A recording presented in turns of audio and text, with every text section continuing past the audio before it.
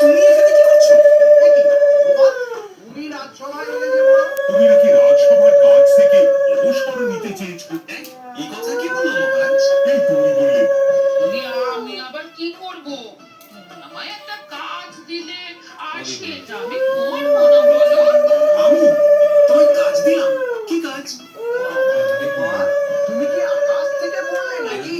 তুমিই তো তোমার গিন্নিকে বলে পাঠিয়েছো যে তুমি আর রাজসভার কাজে যোগ দিতে চাও না। তোমার নাকি আর কাজে মতি নেই, তুমি বিশ্রাম চাও। এই রে, গিন্নি দেখি ভয়ঙ্কর চাল দিয়েছে। আমার নামে রাজসভায় এসে এইসব বলেছে।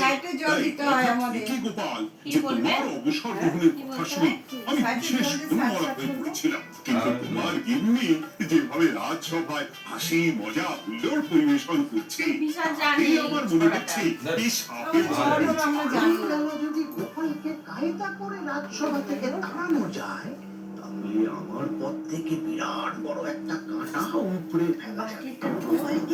সবার মধ্যে খিলিয়েছে হাসি, তার জন্য ভারী খুশি। হ্যাঁ গোপাল, তাই আমি ঠিক করেছি তোমার স্থানে আমি তোমার গিন্নিকে জলটা তো মেন শিখাতে হয়। তার সঙ্গে ঘর সংসার করে ওর বুদ্ধি বেশ খোলতাই হয়েছে, সেটা বোঝাই যাচ্ছে। এছাড়াও আমাদের অনেক সমস্যাকে সাহায্য করতে পারবে। তাছাড়া উনি মহিলাকে অন্দরমহলেও যেতে পারবেন। আর একটা ছড়া খুশি আছে। হবেন বলে আমার বিশ্বাস। এই গোপাল গিন্নি, তোমার এই কাজ করতে কোনো আপত্তি নেই তো? এটা থাকবে মহারাজ। আমি তুমি আমার কত বড় সর্বনাশ করলে গিন্নি। তুমি কিনা শেষে আমার চাকরিটাই খেলে। এটা গোপালের জন্য বড় ভালো হলো, তাই না?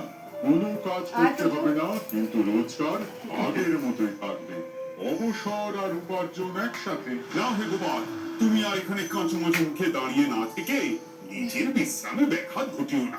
আমাকে সবার কাজ শুরু করতে দাও। যথা আজ্ঞা মহারাজ। ফটো তুলেছো? দাঁড়াও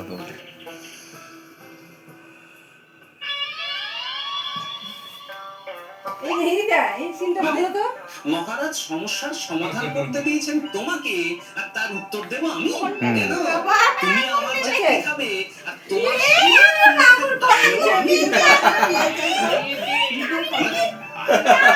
মহারাজের সমস্যার সমাধান করবো, সেই মতো কথা দিয়ে এসেছি।